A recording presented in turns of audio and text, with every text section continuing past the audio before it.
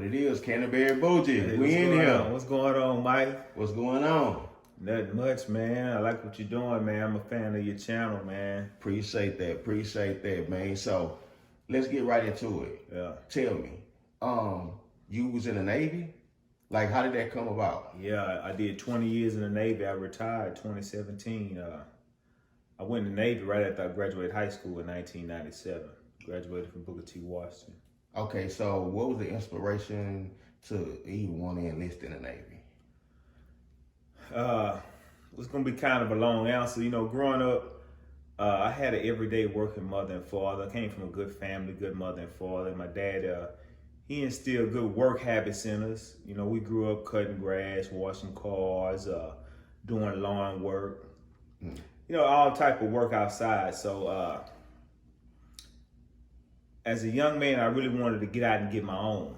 You know what I mean? Get my own life started. So I was at Booker T. Washington. The recruiter came to the school, was talking to the kids, and you know, saying all the good things that the military had to offer, and all that sounded good. But what I was really looking at him, I was really looking at the recruiter, and I What you mean looking at him? What? How he dressed? Was it?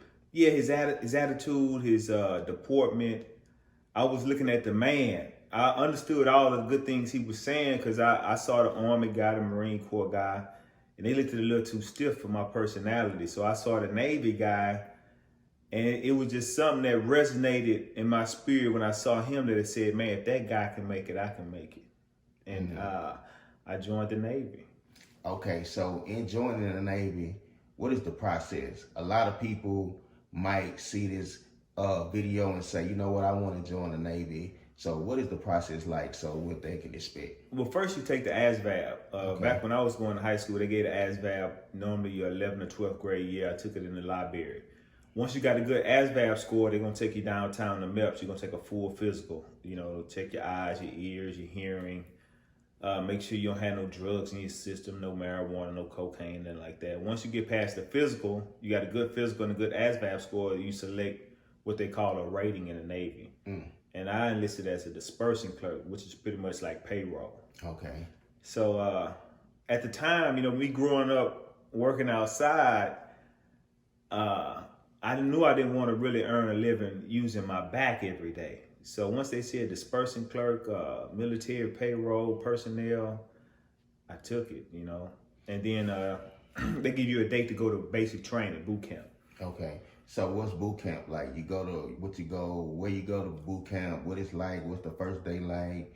Yeah, well, you gotta, I went to boot camp in 1997. I enlisted in 96. Boot camp is in Great Lakes, Illinois. It's I believe it's 9 weeks long now. Okay. But anybody who played football or basketball in high school are pretty much athletic. It is a firm environment. You know, they're gonna be kind of raising their voice and things like that. Just to teach you some military bearing, working together as a team. Discipline, attention to detail, yeah. Things of that nature. You okay. know. So when you got there, did you initially like it? Did it have to grow on you? Like, did you get in line quick? Or like, how did that work? Well, for me, it wasn't really that difficult because, you know, I knew what I wanted to accomplish. So, and at 18, when you're 17, 18, 19, don't too much bother you at that age. You could do anything at that age. You still learning yourself, learning your personality, growing into your personality. So at 17, 18, 19, man, when you got goals and things set out for yourself, it's just, it was easy.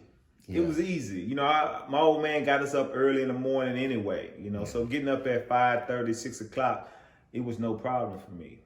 Okay. So along the way, did you see other guys who was kind of having a problem with adjusting to the format? Yeah, you could tell you got a lot of young men that don't come from a structured environment per se.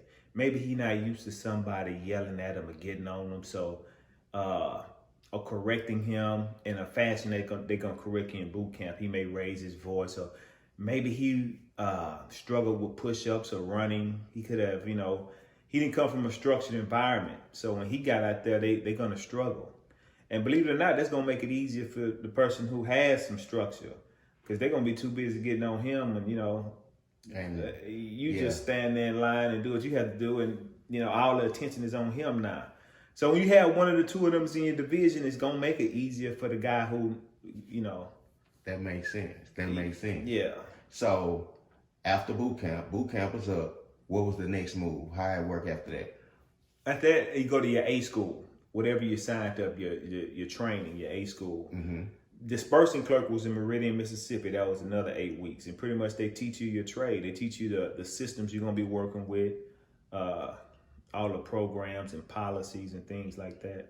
Okay, so how long does it take? You say 9 weeks? Yeah, 9 weeks in Meridian, Mississippi. So what, you get like a diploma for that, or you get a certification? You get a certification. All your training in the military is going to be certified by the American Council on Education. They're the same folks that evaluate college credits. So all your schooling in the military is equivalent to college credits. Accredited. Yeah, it's evaluated by the American Council on Education. Okay, so you go through all that. After you go through that, what was the next move? What did they send you next? For most people, they offer them the opportunity to go home on leave. So when I finished basic training, I went straight to my A school. I went straight to my first duty station, which was La Maddalena, Italy. I was on board a submarine tender, the USS Simon Lake. So a lot of people go home at their first chance, they do? Yeah, a lot of people go home. In the military, you earn 2.5 days leave a month, 30 days a year. And at that point, I'm not going to say it was nothing for me to go home to, but my folks was in their everyday routine. Everybody else's life was moving along. So I would be going home just to sit at home to do nothing. So I chose not to take any leave, and I flew out straight to my first duty station. So first duty station, once you get to the actual assignment spot, I guess, so to speak, once you get there, what do you do next? Do you have somewhere to stay? Like how does that work? Do you stay on base? Like, how does that work? Okay, so when my first experience going to the first duty station, I'm communicated in the eyes of an 18-year-old. Now that when I look back on it, it's just a part of the process. So when I got there, the ship was out to sea, so they put us on a little barge. It was an old barge that had been around since the 50s. And it's they give you a little rack. I only had the stuff that they issued me in boot camp. I didn't have any civilian clothes, anything like that. So I had all the stuff that they issued to you at a training command. The shoes, the uniform items, and then I'm overseas. La Maddalena was somewhat of isolated duty. So for me, it worked out. But I remember when the ship pulled back in port, just seeing how big it was. I'm like, damn, man, it's my first time seeing a real naval ship, a submarine tender. So and it's pretty big. It's very big. And then just seeing all the people on board. In hindsight, it was just like a big high school, really. I was just about to ask you that. Like, what was the people like? Like, you met people from all walks of life, right? Yeah. You from Houston. I'm quite sure you met people from Chicago. Like, wherever you went, it was people from different areas. How did the adjustment? Well, growing up in Houston, I grew up in Canterbury Village, which is in between Harlem, Clark, and South Acres, right off Alameda, Genoa. In an area like that, when I was coming up, we had a lot of football, baseball, basketball we participated in, and we learned our social skills through those things. You learn different personalities, right? So all those experiences, when you got on board that ship, you can discern people very quickly. That from those experiences in the neighborhood, getting in the fight, seeing this personality, this snake, that snake, you can discern different personalities. So when I got on board the ship, man, I put the people really in 3 categories. You had your athletic people, you had your guys that love the club, smoke and drink, chase women, and then you had some brothers, all they did was gambling, look to make money, scheming and things like that. But so the personality is what I'm saying. And you had some dudes that was really about their career. Okay. So looking back at it, let's say you had to do it again. Would you do it all over again? Man, I would do it all over again, and I avoid some people that I met along the way. Yeah. I would avoid some people that I came in contact with, man, that I probably would have been a little bit more successful and have a lot more money if I would avoid certain individuals. Okay, so you would advise somebody that was coming up to looking to go in the service, you would advise them to do it? Yeah, any young man, if you qualify for the ASVAB, you got a good physical, and it's not many job opportunities out here. Ain't nothing waiting on you out here with just a high school diploma.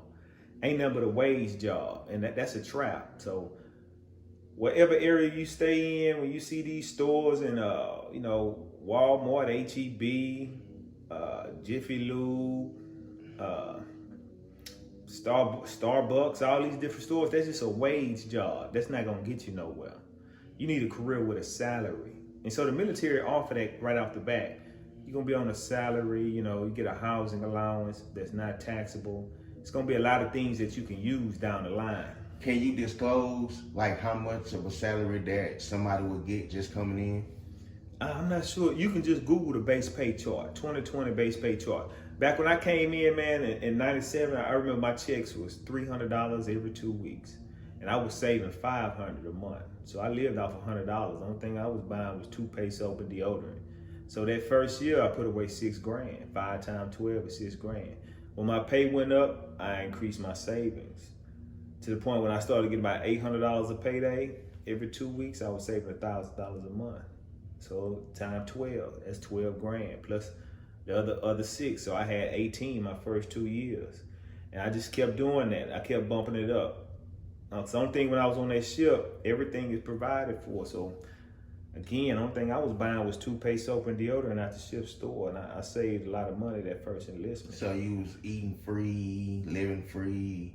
So Yeah. basically it allowed you to be able to save that type of money? Yeah, you could say that nowadays for a young man to put away $1,000 a month after he done paid all his bills and things and going to work, that's very difficult. I don't know nobody that's doing it.